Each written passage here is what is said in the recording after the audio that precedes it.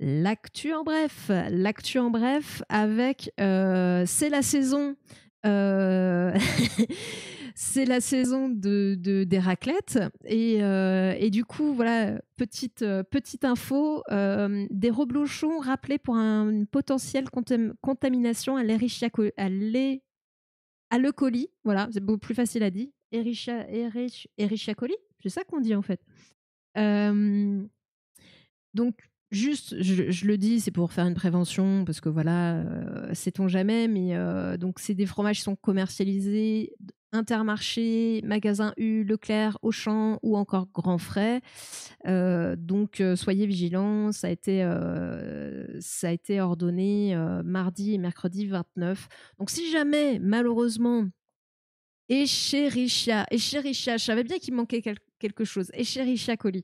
Merci, Trisystémique. Voilà, si jamais vous avez acheté du reblochon et que vous comptiez vous taper une raclette, vérifiez un petit peu si c'est pas celui-là, malheureusement.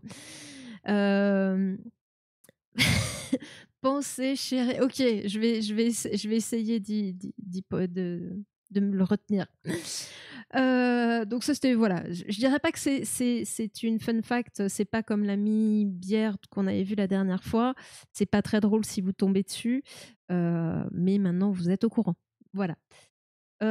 Autre petite mise à jour sur le chikungunya, parce qu'on en a parlé ponctuellement quand même de la petite épidémie de chikungunya qui est arrivée en France et qui était vraiment des cas autochtones. Hein. Ce n'était pas des cas qui revenaient d'endroits où il y avait du chikungunya, c'est vraiment des cas de gens qui n'avaient pas bougé et qui ont attrapé le chikungunya en France. Donc l'accalmie se confirme en France métropolitaine. Santé publique France a révélé mercredi qu'aucun nouveau foyer de la maladie transmise par le moustique tigre, désolé j'ai du mal, par le moustique tigre n'a été détecté ces jours dans l'Hexagone. Une première depuis plusieurs mois, donc c'est quand même une bonne chose. Donc on voit que voilà, c'est a priori la fin de l'épidémie. Tac, tac, tac. Donc maladie transmise par le moustique tigre, circulait depuis plusieurs mois. Au 27 octobre, 762 cas autochtones de chikungunya répartis dans 79 foyers, auxquels s'ajoutent 19 cas isolés, ont résulté de contamination en métropole depuis mai 2025, dans son bilan hebdomadaire. Donc, par contre, je crois le nombre de cas augmente encore très légèrement. Et merci Steve Rogers pour le follow. Bienvenue chez les curieux. Comment... Mais oui, on va en parler, on va en parler. Faisez confiance, faisez confiance. Le nombre de cas augmente encore très légèrement, mais c'est la première fois depuis plusieurs mois qu'aucun nouveau foyer n'est signalé dans l'Hexagone, laissant entrevoir la fin de la circulation de la maladie sur le territoire pour l'année 2025. Donc voilà, il y a encore des cas, mais pas de nouveaux foyers, donc c'est qu'a priori, ça c'est...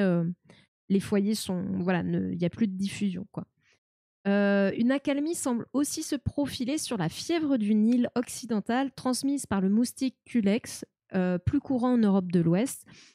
Au 29 octobre, 58 cas autochtones ont été identifiés en métropole, soit un peu plus que la semaine précédente.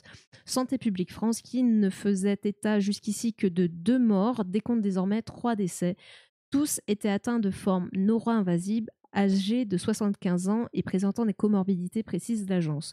Donc ça, c'est pour le coup la fièvre du Nil occidental. C'est la première fois que je vois un article qui en parle. Je vous avoue que je connais pas, enfin j'ai déjà entendu le nom de cette maladie, mais je ne la connais pas plus que ça.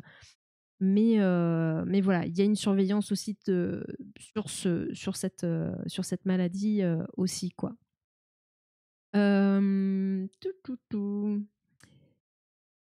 Donc chikungunya, on voit la fin à l'horizon. Un autre truc sur lequel je suis tombée, alors là, c'est pas pour la santé humaine, c'est pour la santé de nos chers animaux de compagnie. Hein. Je crois que ça se voit qu'ici, c'est un peu c'est la team chat, mais on aime aussi les chiens, les animaux en règle générale. Et du coup, en fait, il y a une petite vidéo sur France Info qui parle du don du sang. Les chats et les chiens peuvent aussi sauver des vies en faisant des dons du sang. Donc, et bonsoir Steve. Donc voilà, donc on va regarder la petite vidéo rapidement. Et voilà. Et après, on revient te chercher. Et voilà. Ok. Des mots rassurants, quelques caresses. Titou, 3 ans et demi, vient aujourd'hui chez le vétérinaire pour une consultation un peu particulière. Dans quelques instants, il va donner son sang. Il va Si aider à nos sauver animaux en ont ses besoin, on sera conjoints, bien c'est chez content d'autres chiens. que quelqu'un le fasse aussi. Et puis, les chiens, ça les stresse pas, ça les rend pas malades. Direction la salle de soins. Titou se fait poser un cathéter et va prendre de quoi se détendre un peu. Oui, ça les stresse pas, on leur donne un petit truc quand même. Hein. Dans cette clinique vétérinaire, des dizaines d'animaux sont soignés chaque jour. Chaque année, environ 150 opérations. Ok, bah, tu vois, je savais même pas que ça existait. Les chiens, les chats ont pareil des pathologies similaires aux humains. C'est vrai que nous on fait beaucoup d'urgences aussi, notre service d'urgence est très développé, donc on a beaucoup de traumatologie ou des cas référés à d'autres confrères qui ont besoin de transfusion pour diverses causes d'anémie. Aïe, pardon, l'aiguille. Le don de sang animal est pourtant vital. Chaque poche de sang n'a que 40 jours de durée de vie. Un cathéter, un doctéter. Les donneurs à 4 pattes restent encore trop rares. Les vétérinaires espèrent sensibiliser de nouveaux propriétaires. Donc voilà, je voulais vous partager un petit peu cette info parce que je n'étais moi-même pas. Oui, c'est bon. Je savais pas que ça existait. C'est vrai que c'est somme toute logique s'il y a du don du sang chez l'humain parce que voilà, certaines opérations peuvent le nécessiter. Il y a de fortes chances que, voilà, vu qu'on a quand même une médecine aujourd'hui vétérinaire qui est quasi, enfin, ils ont aussi des IRM, des scanners, enfin, donc les dons du sang pour des chirurgies, ça paraît logique, mais faut être au courant. Et c'est vrai que enfin moi j'ai eu des chats, je sais pas si vous avez des chiens ou même des chats, si on vous en a déjà parlé, mais moi, j'en avais jamais entendu parler, quoi. Donc, Elisabeth qui dit qu'il y a un ami à elle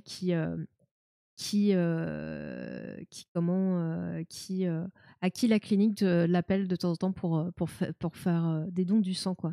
Ouais, les petits chiens, je suppose que forcément, c'est en fonction de la taille, tu pourras pas prélever énormément de sang sur des petits chiens.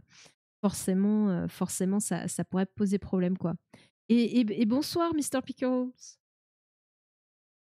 Vit en Bulgarie, mais ça se fait aussi en France. Ok. Ah oui, je me disais le nom, je savais pas, j'étais là, je connais pas cette ville en France, mais effectivement en Bulgarie. Mais bon, sachez que ça existe aussi en France et que vos animaux de compagnie peuvent sauver d'autres animaux de compagnie. Autre info en bref. Alors, on n'est pas encore au mois de novembre, mais au mois de novembre débute le mois sans tabac. Donc, c'est toujours du 1er au 30 novembre. Et du coup, je vous mettrai de toute façon tous les liens là, je vous les mettrai dans le Discord, hein, comme d'hab. Hein. Et si vous souhaitez vous inscrire au mois sans tabac pour y participer, voilà, il y a le site Mois sans tabac où il y a des aides, je crois. Le kit, la consultation gratuite, les sites, voilà, les réseaux sociaux, etc. De l'info, du contenu. Donc, si vous souhaitez participer au mois sans tabac, voilà, sachez qu'il y aura le petit lien dans le Discord. Je vais vous le mettre là tout de suite dans le chat. J'ai encore du mal avec mes mots ce soir, hein, c'est pas possible. Je vais y arriver. Et bonsoir Maski, comment ça va? J'ai commencé il y a une semaine à essayer d'arrêter 1-2 clopes en une semaine. Bah, bien joué Mr. Pickle et bon courage à toi. Hein. Je sais ô combien c'est difficile. Moi, je sais que la vape m'aide à avoir une consommation modérée de cigarettes. Honnêtement, en plus, le nombre de clopes que je fume par jour aujourd'hui, je suis pas loin de pouvoir arrêter en fait. Ce serait vraiment... Il manque pas grand chose, quoi. Mais pour l'instant, je sais pas, j'y arrive pas. L'arrêt complet, j'y arrive pas. Mais bravo à toi hein, et bon courage, bon courage. Hein. Quand on ne fume pas, on peut tricher pour avoir une médaille. Mais j'arrive pas à vous le. J'aurais voulu vous épingler le lien que j'ai partagé. Ah bah si, c'est là en fait. Voilà, ce qu'il fait. Donc voilà, ça c'était la petite actu en bref. On va arriver du coup sur la mise à jour du PLFSS. Je vais vous montrer déjà ce que j'avais mis sur Insta. Donc il y a ces deux publications, parce que ça rentrait pas sur une en fait. On est limité en nombre de pages qu'on peut mettre. Et là, vous avez vraiment un gros résumé, retraite, tout ça. J'avais rajouté quand même la suspension parce qu'on avait des infos, mais il y avait des choses qui n'étaient pas encore tout à fait claires quand je l'ai mise. Donc justement, c'est de cette partie-là qu'on va parler en particulier. Donc le décalage, la lettre rectificative du PLFSS, cette fameuse lettre concernant la suspension de la réforme des retraites. En fait, c'est un décalage de la réforme qui va faire gagner 3 mois à 6 générations et qui va suspendre aussi le relèvement de la durée de cotisation. Qui était en fait, je crois qu'ils avaient, dans la réforme des retraites, il y avait une accélération de la réforme Touraine qui était une augmentation du nombre de trimestres qu'il fallait avoir pour avoir une retraite à taux plein, quoi. Ils n'ont pas intérêt à nous mettre un 49.3. Le Cornu a dit qu'il n'utiliserait pas de 49.3. Mais le danger, là, aujourd'hui, c'est, je crois, l'article 47, si je ne me trompe pas, et c'est là où on va essayer de se renseigner un petit peu plus avec mon copain Locogit, là, pour vous en parler. C'est que là, le danger aujourd'hui, c'est que s'il n'y a pas d'accord de trouver avant le délai imparti pour la discussion sur le budget, sur la discussion sur le budget, s'ils n'ont pas le temps d'aller jusqu'au bout, le budget pourrait passer par ordonnance et dans sa forme initialement proposée par le gouvernement. Donc tous les amendements qui vont éventuellement être votés à l'Assemblée nationale, les modifications du PLFSS et du PLF d'ailleurs, serait squeezé pour revenir à sa version d'origine, non celle que je suis en train qui est résumée ici et dont je vous parle, quoi. C'est pour ça que de bien connaître la version initiale, c'est par ordonnance, exactement, trisystémique. Bien connaître la version initiale, c'est avoir bien conscience de ce qui nous attend, parce qu'in fine, il y a quand même de fortes chances qu'il n'y ait pas de compromis qui soit trouvé. Il y a des petites stratégies comme, bizarrement, le socle commun, les macronistes notamment, ont balancé énormément d'amendements, ce qui n'est pas logique, puisque c'est leur gouvernement et donc c'est leur proposition de loi quelque part. Mais l'idée avec le fait de balancer plein d'amendements, c'est de faire traîner la discussion et pour que au-delà du délai, ça ne soit pas voté et donc on revienne à la version d'origine présentée par le gouvernement qui passe par ordonnance. Voilà. Donc oui, c'est vrai, ils ont fait ça. Oui, de toute façon, la spécialité de la Macronie, c'est d'utiliser les 49.3, ça on le sait. Bon, il y a d'autres gouvernements qui ont utilisé des 49.3. On a vraiment pris, je pense, une grosse claque avec les gouvernements macronistes parce que il y avait quand même, ça a été fait dans des circonstances où il y avait un rejet vraiment des lois, notamment de la réforme des retraites, notamment à l'Assemblée, mais également bien sûr dans la rue. Enfin, c'était vraiment une réforme qui était complètement rejetée. Et pourtant, il y a eu un vrai passage en force, quoi. Et ça, c'est un peu la spécialité. On a eu aussi l'utilisation des CMP, donc des commissions mixtes parlementaires, je crois, ou paritaires, parlementaires, je ne sais plus, où on a vu du coup des lois déposées par la Macronie et à l'Assemblée dégagées par la Macronie pour être présentées en CMP exprès, parce qu'en CMP, c'est quelques députés et quelques sénateurs qui vont discuter de la loi en revenant à l'original et en peut-être mettant quelques amendements, mais c'est vraiment un comité très très restreint. C'est une commission très très restreinte. Sauf que quand vous avez le Sénat plus l'Assemblée, la droite, elle est majoritaire, donc forcément, la Macronie gagne, quoi. Il y a plein de petits trucs et astuces. Et puis là, dire on n'utilisera pas le 49.3, c'était une très bonne chose, mais on n'avait pas vu venir l'article 47 et les ordonnances. Voilà. Paritaire, oui. Merci, merci Trisystémique. Et bonjour Gamecrow, comment ça va? Tu penses que ça finira en CMP? Moi, j'ai entendu plutôt le passage par ordonnance. Plutôt le passage par ordonnance, si à la fin, il n'y a pas de... Est-ce que c'est pas un texte qui ne peut pas justement être vu en CMP? Après, s'il peut être débattu en CMP, là, oui, effectivement, le résultat sera le même. Ce sera un budget hardcore de droite, c'est sûr, c'est sûr, c'est sûr. Donc, je crois que c'est l'article 47, hein, dans un résumé pour le sujet qui ne... J'ai récupéré et je vous ai fait un résumé pour le sujet qui nous intéresse. 2 points. Si l'Assemblée nationale ne s'est pas prononcée en première lecture dans le délai de 40 jours après le dépôt d'un projet, le gouvernement saisit le Sénat qui doit statuer dans un délai de 15 jours. Il est ensuite procédé dans les conditions prévues à l'article 45. Si le Parlement ne s'est pas prononcé dans un délai de 70 jours, et je crois qu'on est dans ce délai-là de 70 jours, les dispositions du projet peuvent être mises en vigueur par ordonnance. Ok, c'est exactement ça. Merci pour le résumé. J'ai presque envie de faire un copier-coller de ce que tu viens de nous envoyer sur l'article. Attends, je me le note. Ne quittez pas, j'arrive, je reviens tout de suite. Hop.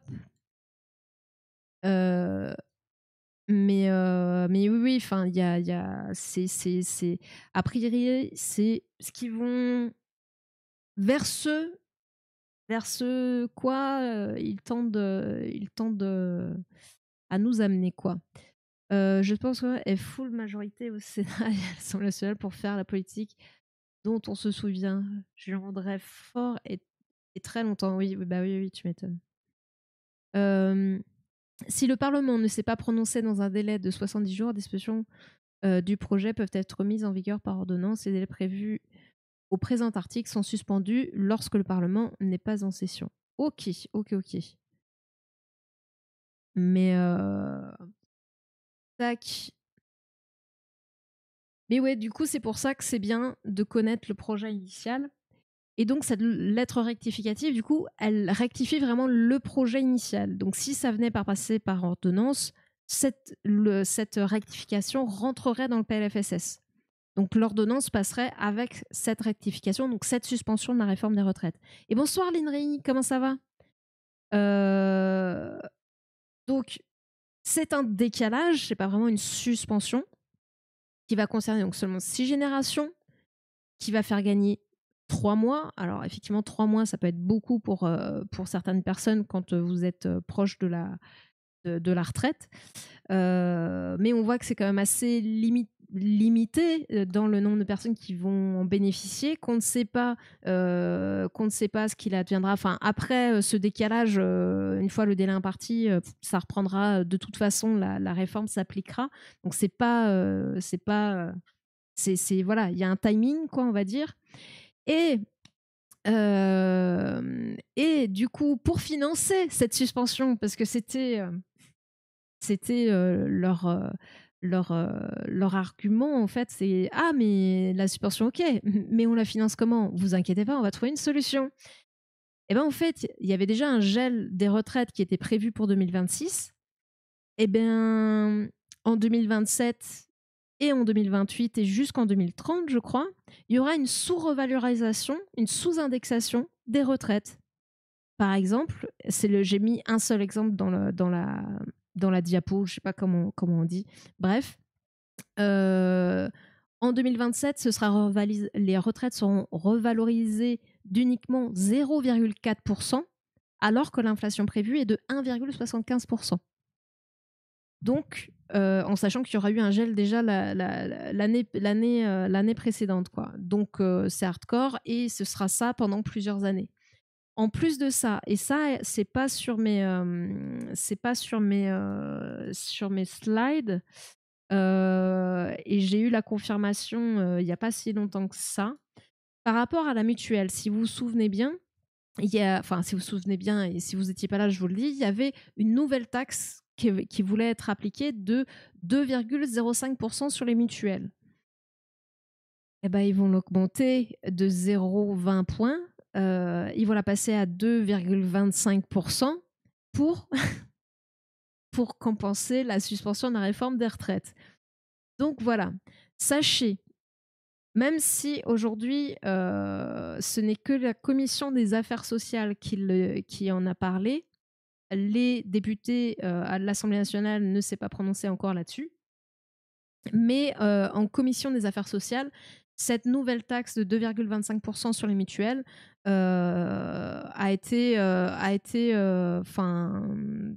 été bloquée, même si c'est pas c'est pas vraiment bloqué, puisque de toute façon, si ça passe à l'Assemblée, enfin, il faut que l'Assemblée vote pour ou contre. Donc en fait, c'est pas vraiment bloqué, mais en tout cas, c'est prononcé contre cette taxe sur les mutuelles. Et ce que je trouve fort, c'est que j'ai appris en faisant mes recherches que l'idée de cette taxe sur les mutuelles de 2,05%, alors bien sûr, c'est pour faire rentrer de l'argent dans les caisses de l'État. Et bonsoir Duke, comment ça va? Mais à la base, c'est...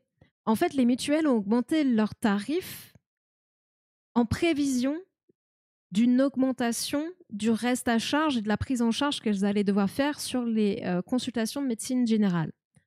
Donc, elles ont augmenté leurs tarifs puisqu'elles allaient devoir rembourser plus. Il se trouve que cette réforme n'a pas eu lieu. Du coup, ah non, en fait, du coup, rien, elles ont augmenté leurs tarifs quand même. Et l'idée de l'ancienne ministre de la Santé, Catherine Vautrin, qu'on aime beaucoup ici, c'était de dire, du coup, ils ont augmenté les tarifs, mais en fait, ça leur coûte pas plus cher. La taxe, on va pouvoir les taxer du coup sur ce surplus. Sauf qu'à votre avis, qu'est-ce qu'auraient fait les mutuelles? Elles auraient augmenté la mutuelle. Bah oui, vous savez, il y a des nouvelles taxes, donc on va augmenter les tarifs. Donc voilà, donc en fait, tout ça, ça allait où ça va, puisque, encore une fois, cette nouvelle taxe n'est pas abrogée.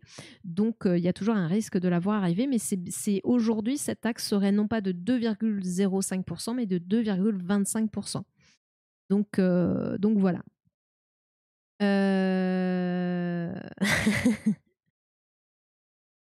Ouais, toi aussi, tu dis qu'il y aura commission mixte paritaire à la fin. On parle beaucoup plus de l'article 27 que de CMP. J'en ai parlé juste avant. J'ai l'impression peut-être que t'étais pas encore arrivé, Duke, mais parce que je me demande si un PLF ou un PLFSS peut être discuté en commission mixte paritaire. Après, que ce soit par ordonnance, et auquel cas les ordonnances édictées par le gouvernement seront faites sur la base du projet du gouvernement initial, sans amendement, sans rien, ou que ça passe par CMP qui est principalement à droite, ce sera un budget de droite. Voilà. Et il est fort, on peut quand même craindre fort que le budget, notamment de la sécurité sociale, soit aussi rude que ce qu'il est là. Hein. Aujourd'hui, il est vraiment, enfin, je mets en conclusion, hein, ça impacte c'est l'impact sur les plus fragiles, perte de pouvoir d'achat, augmentation des coûts de santé, baisse des conditions de travail, de la protection des malades. Enfin, il y a vraiment beaucoup, beaucoup de choses, même si notre ministre de la Santé affirme que son travail va être de protéger les plus fragiles. Voilà, ça c'était pour la petite boutade. Je voulais le caser en parlant du PLFSS parce que je trouve ça tellement gros que voilà, ça méritait d'être dit, quoi. Donc voilà pour la petite mage sur la lettre rectificative, la suspension qui est plutôt un décalage de la réforme des retraites. Et au final, avec son lot, bien sûr, on ne va pas laisser les socialistes s'en sortir comme ça. On va taper pour récupérer du pognon. Et sur qui? Les retraités et les mutuelles, quoi. Alors, je crois que l'augmentation, le rajout de taxes sur les mutuelles, c'est notamment sur les mutuelles qui proposent des retraites. Enfin, il y a un lien avec la retraite, en tout cas. Mais voilà, c'est les retraités qui vont payer, quoi. Donc, ils sont contents avec leurs petites pensions qui vont pas beaucoup augmenter, voire qui vont même pas augmenter du tout en 2026. C'est top. Mais pourquoi l'Assemblée nationale ne se prononcerait pas? Bonne question, Arca. J'y ai répondu partiellement juste avant. En fait, ils ont un délai imparti pour discuter du PLFSS et du PLF. Au-delà de ce délai, ben s'ils n'ont pas tranché, en fait, ça passerait par ordonnance. Et, et c'est pour ça que notamment le socle commun, la Macronie, a balancé beaucoup plus d'abonnements que les partis d'opposition, ce qui est très paradoxal puisque d'habitude c'est plutôt l'inverse, c'est les partis d'opposition qui proposent beaucoup d'abonnements, alors qu'a priori, en plus sur ce projet-là, comme ils savent qu'ils ont un délai réduit, il y avait eu une espèce de consensus, compromis pour dire ok les gars, on fait pas trop les cons, on n'apporte pas trop d'abonnements, qu'on ait le temps de discuter, de trouver des compromis sur le PLF et le PLFSS. Et puis la Macronie n'a pas joué le jeu, quoi. Est-ce que c'est étonnant?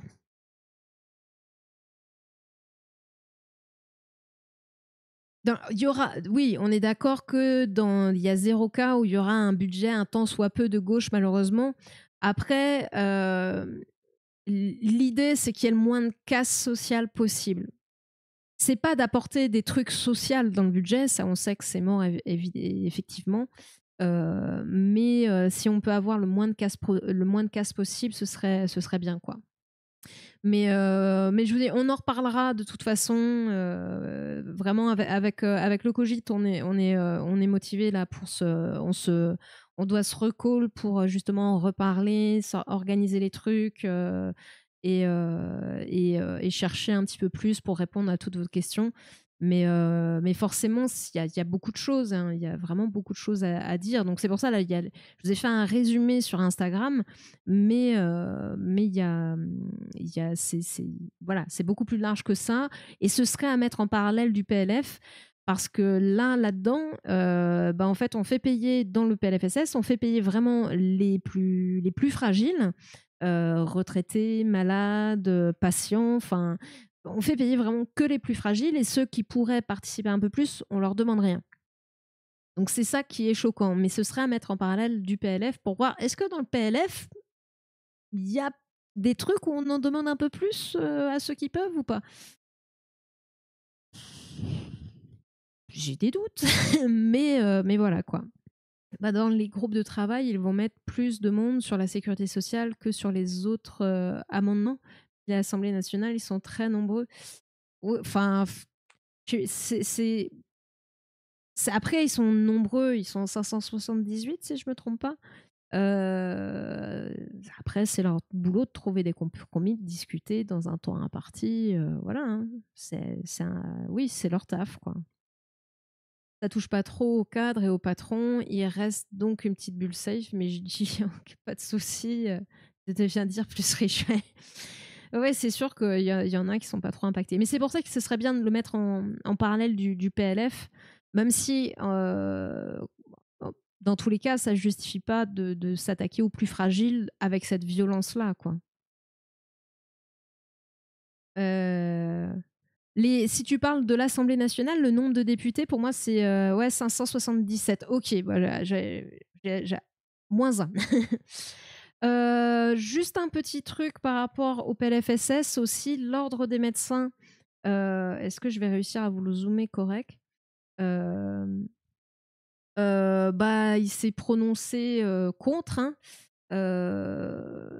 Ça ne représente pas seulement une tentative de dérive gestionnaire, mais il marque un tournant alarmant pour l'équilibre du système de santé français, fondé sur la confiance entre le patient citoyen, leurs médecins et les institutions de la République.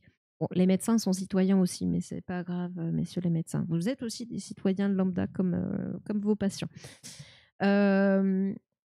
Donc l'intérêt du patient est relégué derrière la logique financière. Ce texte conçu dans l'urgence place la maîtrise comptable au-dessus de la mission première du soin. La dignité du patient, le respect de ses choix, sa singularité et sa vulnérabilité semblent absents des décisions. Le citoyen patient est réduit à un coût ou à une variable d'ajustement budgétaire. Il n'est plus au cœur de la politique de santé. De plus, le rôle du médecin, de tous exercices hospitaliers, salariés et libéral, et de toute spécialité dans la République est remis en question. Oui, parce qu'il y a beaucoup aussi de trac sur les médecins, les ordonnances qu'ils vont faire, les ALD, les prescriptions par rapport aux ALD. Donc on sent que vraiment, il y a genre les médecins, vous êtes des mauvais médecins, quoi. C'est à cause de vous que il y a le déficit, il y a le déficit en France, quoi. Il y a vraiment ce truc-là, quoi. Donc, ce PLFSS ne se contente pas d'encadrer la dépense, il questionne la place même du médecin dans la société. Liberté de prescription, indépendance professionnelle, autonomie du diagnostic et de la décision, responsabilité clinique, ces fondements de l'exercice médical garant d'un soin adapté à chaque patient sont affaiblis. Et bonsoir Croc Citrouille, comment tu vas ? Donc, le Conseil national de l'ordre des médecins rappelle que le système de santé repose sur un équilibre subtil, solidarité nationale, confiance mutuelle, responsabilité médicale et accès équitable aux soins.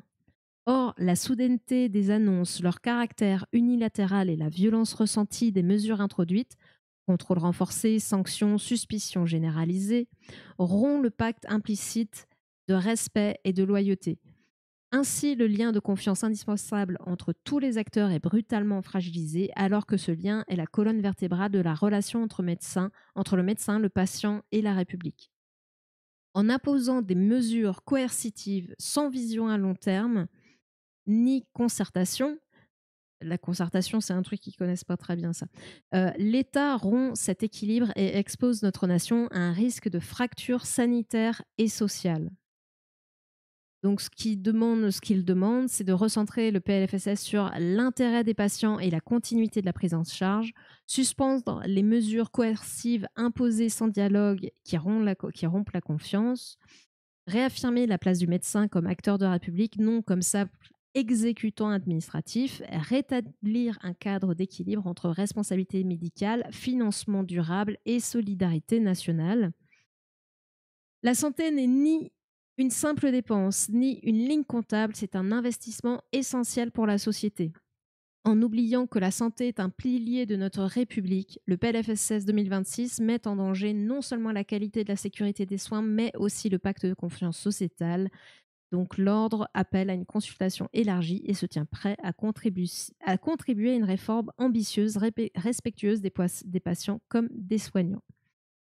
Voilà. Je trouvais que, même si je sais que l'ordre des médecins, il y aurait des choses à en dire, etc., mais je trouvais que de les voir gueuler un bon coup sur le FSS, et au final, même en dehors du PLFSS, c'est un peu c'est un peu un constat de l'état du système de santé actuel, où effectivement le patient est vu, toute la santé est vue comme un truc comptable, et de l'administratif, et plus comme de l'humain, en fait, tout simplement, quoi. Et ça c'est grave. Et c'est comme ça qu'on a des dérives avec les médecines alternatives dont on a parlé régulièrement sur cette chaîne. Mais voilà, quoi. C'est en grande partie le rôle de la CPM, non fliquer les médecins, et pas que les médecins, nous aussi en tant qu'ortho, par exemple, tous les professionnels de santé, au final, sont fliqués par la CPM aussi, oui. Qu'ils s'arrêtent de prescrire des trucs chers et inutiles. Ça passera en travaillant et de faire de la complaisance voyant.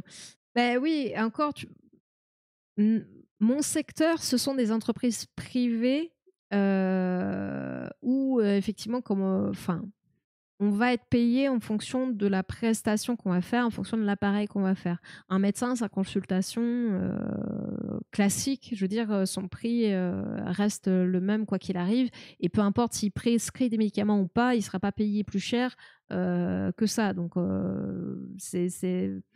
mais il y a un reproche sur... Il y a des médecins qui sont fliqués pour le nombre d'arrêts maladie, pour certains types de prescriptions, notamment les prescriptions par rapport aux ALD, etc.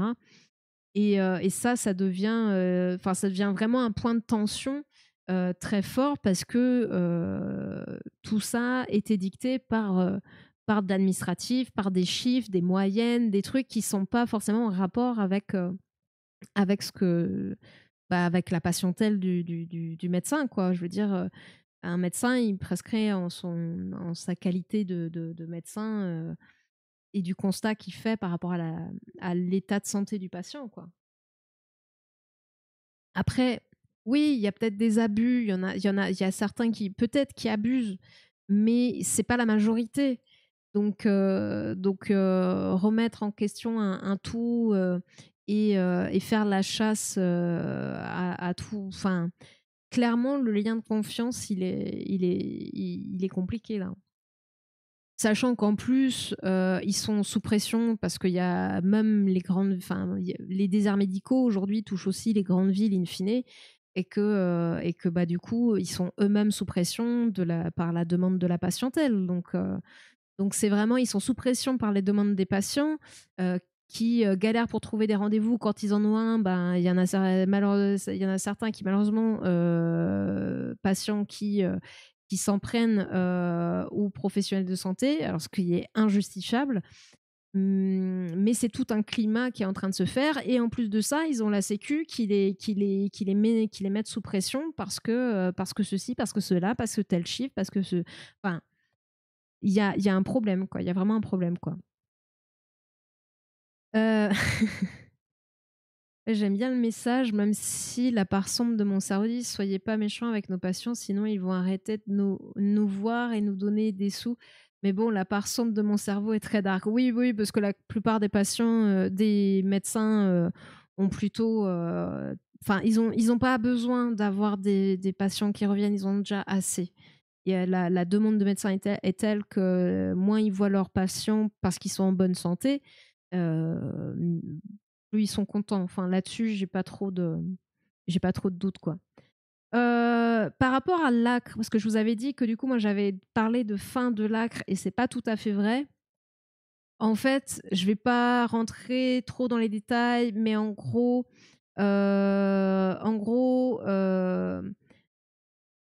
tout le monde n'aura pas accès à l'ACRE. Il y a un recentrage sur le public prioritaire, donc il y aura accès à l'ACRE. Donc là, vous avez les demandants d'emploi depuis au moins 6 mois au cours des 18 derniers mois, bénéficiaires du RSA, jeunes entre 18 et moins de 26 ans, les personnes de moins de 30 ans reconnues comme étant en situation de handicap, les salariés ou anciens salariés d'entreprises en difficulté, ceux qui s'installent en quartier prioritaire en fonction de la politique de la ville, et les bénéficiaires de prestations partagées d'éducation de l'enfant.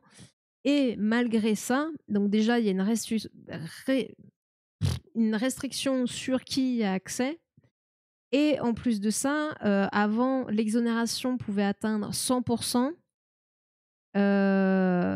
Aujourd'hui, le taux serait plafonné à 25%. Donc entre 100% et 25%, il y a quand même une grosse marge. Donc il n'y a plus d'exonération totale aujourd'hui. Et c'est une exonération partielle. Donc déjà, public restreint et exonération limitée, quoi. Donc voilà.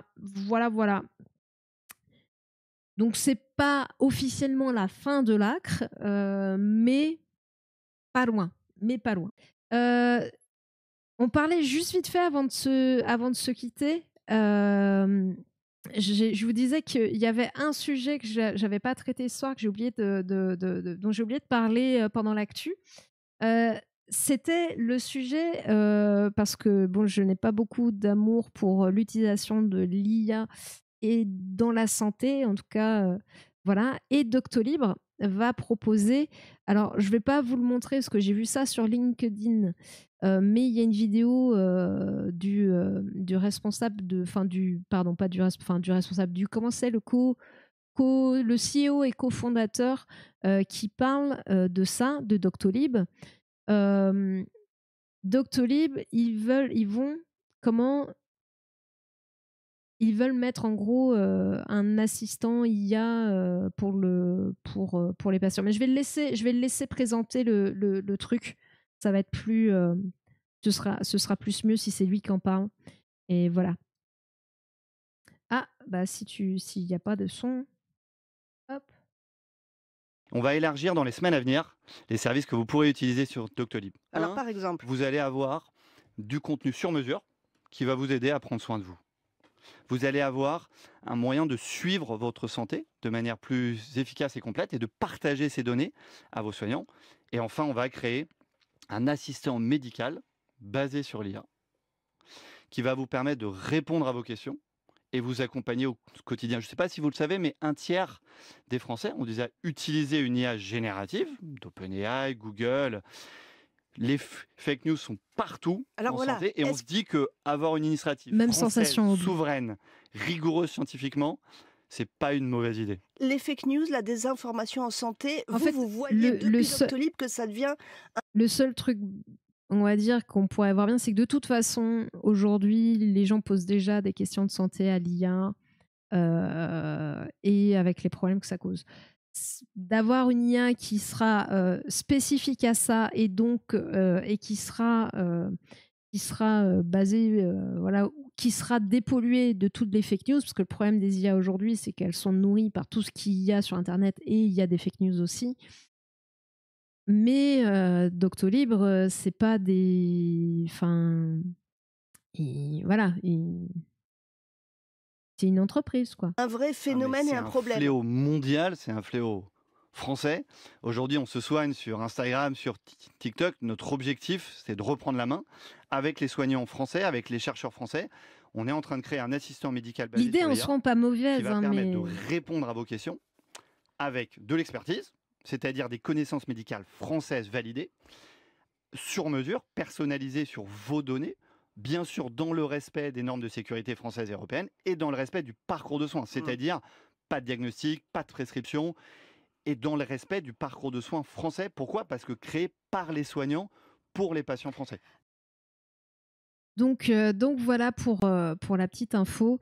Effectivement, comme dit Yobli dans le chat, Red Flag, c'est une entreprise privée quand même, Doctolib. Et là, il cadre bien sur le français parce qu'effectivement, dans d'autres pays, le droit va pas être le même, etc. Mais je sens la vente de données à 10 000 km. Bah, si c'était que ça, mais effectivement, ça fait partie des gros risques en plus de pour moi, c'est pas quelque chose qui devrait être géré par une entreprise privée. Il y a un besoin parce qu'il y a une demande et qu'il y a effectivement un problème de fake news, mais c'est quand même con que ce soit une entreprise privée avec des intérêts commerciaux qui se charge de ça et avec tous les problèmes que ça peut donner de effectivement vente des données, etc. quoi, et des intérêts aussi derrière potentiels d'orientation de leur assistant, quoi. Mais voilà, mais même si moi j'ai vraiment l'IA, j'ai du mal, hein.